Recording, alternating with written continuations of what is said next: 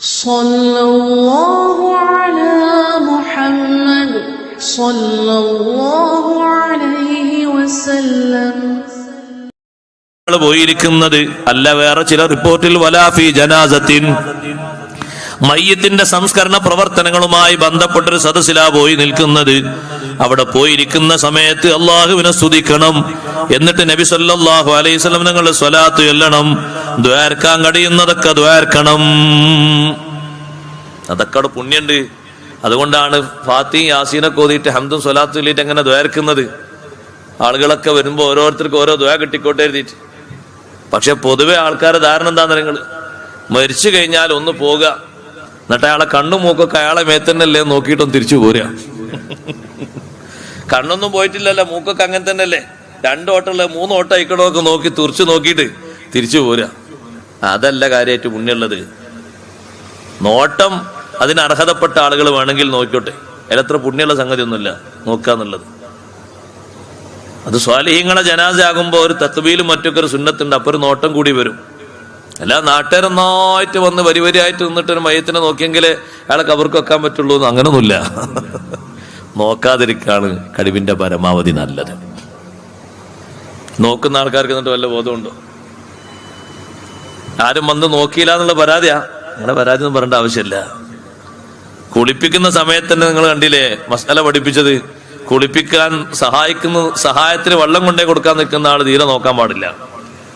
കുളിപ്പിക്കുന്ന ആൾക്കാരെന്നെ അത്യാവശ്യം ഉണ്ടെങ്കിൽ മാത്രമേ ഓരോ ഭാഗങ്ങളിലേക്ക് നോക്കാവൂ എന്നാ. പിന്നെ നമ്മളെ നാട്ടിൽ അങ്ങനെ ഒരു പതിവായി പോയി, ഇതിനാന്നറിയില്ല. അതിനേക്കാളും ശ്രേഷ്ഠത ഉള്ളത് അവിടെ ഇരുന്നിട്ട് ഒരു ഹംദു സ്വലാത്തൊക്കെ ചൊല്ലിയിട്ട് നല്ലോണം ദ്വാരക്കുക. ഖുർആൻ ഓതാൻ പറ്റി എത്രയാണോ കിട്ടുന്ന അത്രയും കിട്ടി ദ്വാരക്കുക. അതാണ് ഏറ്റവും ശ്രേഷ്ഠമായത്. വരിവരിക്ക് ഇങ്ങനെ വന്ന് കാണുമ്പോ ചിലപ്പോ റഹ്മത്തിന്റെ മലക്കുകളൊക്കെ കുറച്ച് മാറിക്കേണ്ടി വരും. ചിലര് വരുമ്പോ ആരൊക്കെയാ വരുന്നത്? ആരൊക്കെയാണ് ആ ജനാസന്റെ അടുത്ത് വരുന്നത്? റഹ്മത്തിന്റെ മലക്കുകൾ മാറിക്കേണ്ടി വരൂലേ? വരും. ഉദാഹരണമായി പറഞ്ഞ ജനാപത്തുകാരൻ, ഓനടുക്കാൻ പറ്റുമോ? ഹൈലുള്ള പെണ്ണ് ഈ മയ്യത്തിനോട് വളരെ അക്രബായ അടുത്ത പെണ്ണാ, മെഹറമാണ്. ഈ മയ്യത്തിനെ കാണൽ ജീവിതകാലത്ത് ഹലാലായ പെണ്ണാണ്. ആ പെണ്ണ് വരുന്നു. പക്ഷെ ആ പെണ്ണ് ആരാ? ജനാപത്തുകാരിയാണ്. അപ്പൊ അവിടെ ഇങ്ങനെ പാർത്തിരിക്കുന്ന ഈ മയ്യത്തിന് സന്തോഷം നൽകിക്കൊണ്ടിരിക്കുന്ന റഹ്മത്തിന്റെ മലക്കുകൾ അകലേക്ക് പോകും.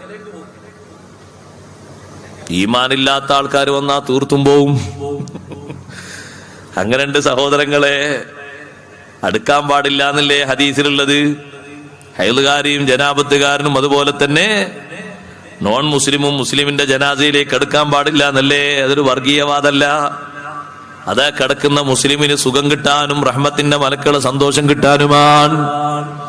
അങ്ങനെ വരുമ്പോ നാട്ടുകാർ മൊത്തം അങ്ങനെ കയറി വരുമ്പോ എന്തായിരിക്കും ഹാലി? എന്നൊരു പ്രശ്നമല്ലല്ലേ. എല്ലാരും ഒന്ന് പോണം, നോക്കാൻ പറ്റിയോ നോക്കിയാലും കുഴപ്പമില്ല. ഒരു സ്ഥലത്ത് പോയി നോക്കുമ്പോ ഒരു പെണ്ണാ മരിച്ചു കിടക്കുന്നത്. ഞാൻ അങ്ങനെ വിചാരിച്ചു, ഈ പെണ്ണ് വലിയ ഭാഗ്യവതിയാണല്ലോ, ഇത്രയും തോനെ മെഹറം ഈ പെണ്ണിനോ, ഇത്രയും തോനെ മെഹറം. അപ്പൊ അതൊരു വിഷയമല്ല. എല്ലാവരും പോയി കണ്ടിരുന്നു. ഒരാൾ വിളിച്ചാൽ ചോദിച്ചു, അല്ല ഇത് നിങ്ങളെ ഉമ്മല്ലേ? ഉമ്മയാണ്. എന്നിട്ടെന്താ പരക്കം കാണിച്ചു കൊടുക്കണം എല്ലാവർക്കും? ഇങ്ങനെ ജീവിതത്തിൽ എല്ലാവരും പരക്കം കണ്ടോണ്ടാ പരക്കം കാണിച്ചു കൊടുക്കണം. എന്താ പരിപാടി? അപ്പൊ അയാൾ പറഞ്ഞു, ഈ നാട്ടിൽ അങ്ങനെ പതിവ്. ഞാനാകെ അത്ഭുതപ്പെട്ടു. പഠിച്ചവനെ, അയാളെ വീട്ടിൽ മാത്രമുള്ള പതിവല്ല പറഞ്ഞ് ആ നാട്ടിൽ അങ്ങനെ പറഞ്ഞപ്പോ എന്താ അവിടെ പറയാൻ നമ്മള്? വേഗമുള്ള ഫാത്തിയും പുല്ലുള്ള ഓതി അവിടുന്ന് തടി സലാമത്താക്കി അസ്സലാമു അലൈക്കും അല്ലാഹ് മഗ്ഫിറത്ത് കൊടുക്കട്ടെ എന്ന് പറഞ്ഞു എന്നല്ലാതെ എല്ലാവരും ഒരുപോലെ വന്നു നോക്കുക. അങ്ങനെ ഉണ്ടൊരു നോട്ടം. മരിച്ചു കഴിഞ്ഞാൽ പിന്നൊക്കെ അങ്ങനൊക്കെ ഹലാലാണെന്ന ധാരണ. അപ്പൊ പിന്നെ യാതൊരു നിയമം ബാധകമൊന്നുമില്ലേ? പിന്നെ കുളിപ്പിക്കുന്ന ആൾക്കാർക്ക് മാത്രം ഇത്ര കാർക്കശ്യം പുലർത്തി ബാക്കിയുള്ള ആൾക്കാർക്ക് അതിനേക്കാളും കാർക്കശ്യം ഉണ്ടാകുക. അതുകൊണ്ട് കഴിവിന്റെ പരമാവധി ശ്രദ്ധിക്കൽ നല്ലതാണ്. അതുകൊണ്ട് ആ മഹാന്മാര് പറഞ്ഞു, ജീവിതത്തിൽ എപ്പോഴും സ്വാലിഹീങ്ങളെ കൂട്ടുകാരായി പിടിക്കണം. ഫാസിഖീങ്ങളെയും മുനാഫിഖീങ്ങളെയും അതുപോലെ തന്നെ ഈമാനും ഇസ്ലാമൊന്നും ഇല്ലാത്ത ആൾക്കാരെ കൂട്ടുകാരായി പിടിച്ചാൽ നിന്റെ ജനാസന്റെ ഭാഗത്ത് അവരാ ഉണ്ടാകുക സുഹൃത്ത് എന്നുള്ളവർക്ക്. ഒരിക്കൽ പോലും ആ റഹ്മത്തിന്റെ മലക്കൾ അടുക്കൂല അങ്ങോട്ട്. നീ ഒരു ഫാസിഖിനെയാണ്, ഒരു മുനാഫിഖിനെയാണ്, അതുപോലത്തെ ആൾക്കാരെ നീ കൂട്ടുകെട്ടായി കൊണ്ടുവരുന്നെങ്കിൽ കൂട്ടുകാരൻ എന്നുള്ളവർക്ക് ഇയാൾ ആരും വേർപ്പെടുത്തൂല. അയാൾ ഒത്ത കൂട്ടുകാരനാണ്. ഇന്നലെ രാത്രി വരെ ഒപ്പുണ്ടായിരുന്നു, മരണത്തോടുകൂടി രണ്ടാള് രണ്ടായിന്നേ ഉള്ളൂ എന്ന് പറഞ്ഞാൽ അവിടെ നിർത്തും. അങ്ങനെ ജനാസ വരുന്നവർക്കൊക്കെ കാണിച്ചു കൊടുക്കാൻ വേണ്ടി നിൽക്കുന്നത് ആരാ? ഒരു വക്ത് പോലും നിസ്കരിക്കാത്ത ഈ ഫാസിക്കായ മനുഷ്യൻ. പിന്നെങ്ങനെ സഹോദരങ്ങളെ റഹ്മത്തിന്റെ മലക്കൾ അവിടെ വന്ന് സന്തോഷം പകരുന്നത്? ജീവിതത്തിൽ നമ്മൾ കാട്ടിക്കൂട്ടുന്ന ഏറ്റവും വലിയ ദൗർഭാഗ്യകരമാണത്. നല്ല മനുഷ്യന്മാരെ, നിസ്കരിക്കുന്നവരെ, നല്ലതുമായി ബന്ധപ്പെടുന്നവരെ മാത്രം കൂട്ടുകെട്ടിന് ഉപയോഗിക്കണം. അവർക്കേ ഖൽബിൽ സ്ഥാനം കൊടുക്കാവൂ, അവരോടെ സുഹൃത്ത് ബന്ധം സ്ഥാപിക്കാവൂ, ബാക്കിയുള്ളവരോട് മൊത്തത്തിലുള്ള സഹകരണ ബന്ധമാവാം. ഈ മൊയ്ലിയുടെ നാട്ടിൽ ഒന്ന് വർഗീയത പ്രസംഗിച്ചു എന്ന് പറയണ്ട, ബാക്കിയുള്ളവരോട് മനുഷ്യത്വപരമായുള്ള പെരുമാറ്റം ഉണ്ടായിക്കോട്ടെ. പക്ഷേ നിങ്ങളെ ഖൽബിൽ ചേരുന്ന നിലക്ക് നിങ്ങൾ കൂട്ടുകൊട്ടു കൊടുക്കേണ്ടത്, അടുത്ത് വന്നിരുന്നാൽ, പ്രാർത്ഥന നടത്തിയാൽ, ഒന്ന് ഖുർആൻ ഓതിയാൽ മലക്കുകൾക്ക് വലിയ സന്തോഷം ലഭിക്കുന്ന, റഹ്മത്തിന്റെ മലക്കുകൾ വിട്ടുപോകാത്ത നല്ല മനുഷ്യന്മാരാകട്ടെ. അവരുടെ സാന്നിധ്യമാണ് ഉണ്ടാകേണ്ടത്, അവരുടെ മഹത്വമാണ് നമുക്ക് ലഭിക്കേണ്ടത്. അതുകൊണ്ട് ആ ജനാസയുടെ സവിധത്തിലും അതാ സുബ്ഹാനല്ലാഹ് ഹംദും സ്വലാത്തും ചൊല്ലിയിട്ട് ദുആ ചെയ്യേണ്ടതുണ്ട്. ഇന്ദ ദുഖൂലിൽ മൻസിലി, വീട്ടിലേക്ക് പ്രവേശിക്കുമ്പോഴും ദ്വാർക്കേണ്ടതുണ്ട്. വഇൽമാമിൽ ഫഖ്രി, ദാരിദ്ര്യം വന്ന് ചേരുന്ന സമയത്ത് നല്ലോണം സ്വലാത്ത് ചൊല്ലണം. ആവശ്യങ്ങൾ വരുമ്പോഴും സ്വലാത്ത് ചൊല്ലണം. എന്തെങ്കിലും പേടി മുന്നിൽ തോന്നുകയാണെങ്കിലും സ്വലാത്ത് ചൊല്ലണം. സ്വലാത്ത് അഭയമാണ്, ദാരിദ്ര്യത്തിൽ നിന്ന് മോചനമാണ്.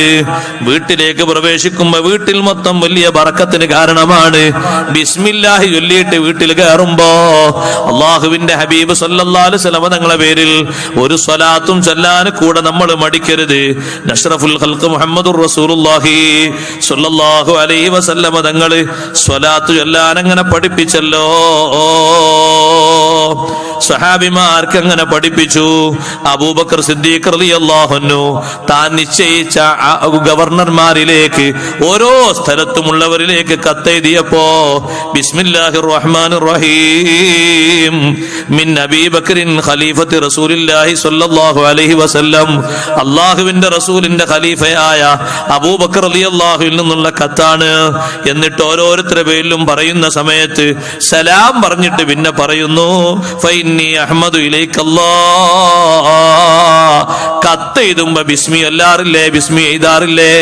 ഹംദും എഴുതൽ സുന്നത്തുണ്ട്, കൂട്ടത്തിൽ സ്വലാത്തും എഴുതൽ സുന്നത്തുണ്ട്. സിദ്ദീഖ് റളിയല്ലാഹുവിന്റെ കത്തിൽ അങ്ങനെയുണ്ട്, ധാരാളം മഹാന്മാരുടെ കത്തിൽ അങ്ങനെ വന്നിട്ടുണ്ട്. ഇമാം ഇബ്നു ഹജർ ഹൈതമി തങ്ങൾ പറയുന്നു, പ്രശ്നകലുഷിതമായ രംഗങ്ങൾ വരുമ്പോ, നാട്ടിൽ മൊത്തം പടർന്നു പിടിക്കുന്ന പകർച്ചവ്യാധികൾ വരുമ്പോ സ്വലാത്ത് ധാരാളം ചൊല്ലണേ. ഇന്ദൽ ഹമ്മി വശദാഇദി വൽ ഖുറൂബി വഖൂഇ ത്വാഊൻ. ത്വാഊൻ എന്ന് പറഞ്ഞാൽ പകർച്ചവ്യാധിയുള്ള രോഗമല്ലേ? ഇന്നലെ ഞാനൊരു സ്ഥലത്ത് പരിപാടിക്ക് പോയപ്പോ അവര് പറഞ്ഞു, ഉസ്താദ് ഇവിടെ പകർച്ചപ്പനി വന്നിട്ടുണ്ട്, പ്രത്യേകം ദ്വാരക്കണം, അല്ലാഹു ആ നാട്ടുകാർക്ക് വലിയ ശിഫ നൽകുമാറാകട്ടെ. പല വീടുകളിലും ആളുകൾ രോഗികളായി കിടക്കുകയാണ് എന്ന് പറഞ്ഞു. വേറൊരാൾ വന്നിട്ട് പറഞ്ഞു, ഉസ്താദെ 5ാം പനി എന്ന് പറഞ്ഞ പനി വന്നിട്ടുണ്ട്. പനി വ്യത്യസ്ത പനിയാ, മഖൂഫായ രോഗങ്ങളിലല്ലേ പനി എണ്ണിയത്. പേടിപ്പെടുത്തുന്ന രോഗം തന്നെയാണ്. അല്ലാഹു തആല ശിഫ നൽകുമാറാകട്ടെ. പകർച്ചവ്യാധികളൊക്കെ നാട്ടിൽ വന്നപ്പോൾ ഉസ്താദുമാര് പറഞ്ഞില്ലേ, സ്വലാത്ത് അധികരിപ്പിക്കണം, മങ്കൂസ് മോല് ധാരാളം ചൊല്ലണം.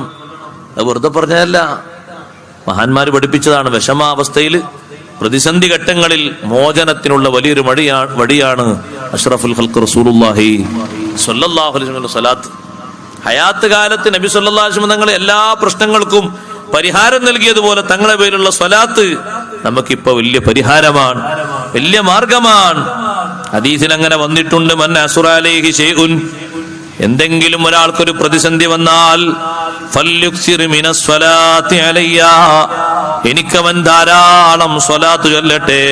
ഫഇന്നഹാ തഹുല്ലുൽ ഉഖദ്, എല്ലാ കെട്ടുകളും അഴിച്ചു കിട്ടും, എല്ലാ തടസ്സങ്ങളും നീങ്ങിക്കിട്ടും. വതക്ഷിഫുൽ ഖുറബാ, പ്രതിസന്ധികൾ മുഴുവനും അവന് മാറിക്കിട്ടും, വിഷമങ്ങൾ മുഴുവനും മാറിക്കിട്ടും. സ്വലാത്ത് ധാരാളം ചൊല്ലട്ടെ. ജാഫർ സ്വാദിഖ് റളിയല്ലാഹു അൻഹു പഠിപ്പിക്കുന്നുണ്ട്, എന്റെ ഉപ്പ എന്നോട് പറയാറുണ്ട്, മോനെ എന്തെങ്കിലും വിഷമം വന്നാൽ ഉപ്പ ചെയ്യും പോലെ നീയും ചെയ്യണം. എന്താണ് ഉപ്പ ചെയ്യേണ്ടത്? എഴുന്നേറ്റ് കൊണ്ട് ഉളു കൊടുത്ത് 2 റക്അത്ത് നിസ്കരിക്കണം.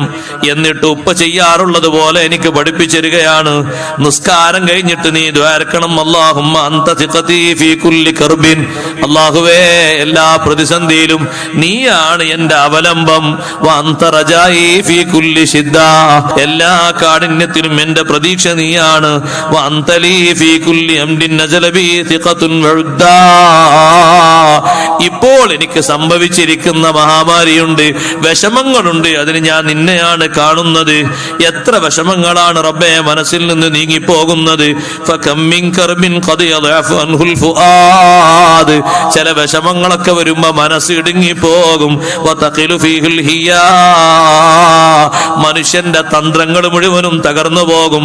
വയർഗബു അൻഹു സ്വദീഖ്, സുഹൃത്ത് അകന്നു പോകും, വിട്ടുപോകും. വയസ്മതു ബിഹിൽ അദുവു, ശത്രു സന്തോഷിച്ചു പോകും. അതുകൊണ്ട് അല്ലാഹ് അൻസൽതഹു ബിക വശകൗതുഹു ഇലൈക ഫഫറജ്തഹു വകശഫ്ത, എത്രയോ വിഷമങ്ങൾ നിന്നോട് ഞാൻ പറഞ്ഞപ്പോ നീ എനിക്കതിൽ നിന്ന് പരിഹാരം തന്നിട്ടുണ്ടല്ലോ. ഫഅൻത സ്വാഹിബു കുല്ലി ഹജ, എല്ലാ ആവശ്യവും നിറവേറ്റി കൊടുക്കുന്നവൻ നീയാണ്. വലിയ കുല്ലി നിഅമ, എല്ലാ അനുഗ്രഹത്തിന്റെയും ഉടമസ്ഥനും നീയാണ്. റബ്ബേ ഫഹ്ഫളിനി ബിമാ ഹഫിൽത ബിഹി, നീ സൂക്ഷിക്കുന്ന ശ്രദ്ധ സൂക്ഷിക്കാൻ കാവൽ നൽകുന്നത് കൊണ്ട് എന്നെ നീ കാക്കണം. വലാ തജഅൽനി ഫിത്നതൽ ലിൽ ഖൗമിൽ ളാലിമീൻ, അക്രമകാരികൾക്ക് എന്നെ നീ ഒരു പരീക്ഷണ വസ്തുവാക്കല്ലേ അല്ലാ. എന്നിട്ട് പറയുന്നു, അല്ലാഹുമ്മ വസ്അലുക ബികുല്ലി ഇസ്മിൻ ഹുവ ലക സമ്മൈതഹു ഫീ കിതാബിക ഔ അല്ലംതഹു അഹദൻ മിൻ ഖൽഖിക ഔ ഇസ്തഅ്സർത ബിഹി ഫീ ഇൽമിൽ ഗൈബി ഇൻദക വസ്അലുക ബിസ്മിൽ അഅ്ലമിൽ അഅ്ലം അല്ലദീ ഇദാ സുഇൽത ബിഹി കാന ഹഖ്ഖൻ അലൈക അൻ തുജീബ അൻ തുസല്ലി അലാ മുഹമ്മദിൻ വഅലാ ആലി മുഹമ്മദ് അല്ലാഹുമ്മ സല്ലി വസല്ലിം അലൈഹി വഅസ്അലുക അൻ തഖ്ലിയ ഹാജതി. എന്റെ ഉപ്പ എന്ത് വിഷമങ്ങൾ വന്നാലും അള്ളാഹുവിനെ വിളിച്ച് ഈ സ്വലാത്തും ചൊല്ലി ദുആ ചെയ്യാറുണ്ട്. ജാഫർ സ്വാദിഖ് റളിയല്ലാഹു അൻഹു പറയുകയാണ്, ഇത് ചൊല്ലി ദുആ ഉടനെ ഉപ്പാന്റെ വിഷമം മാറാറുമുണ്ട്.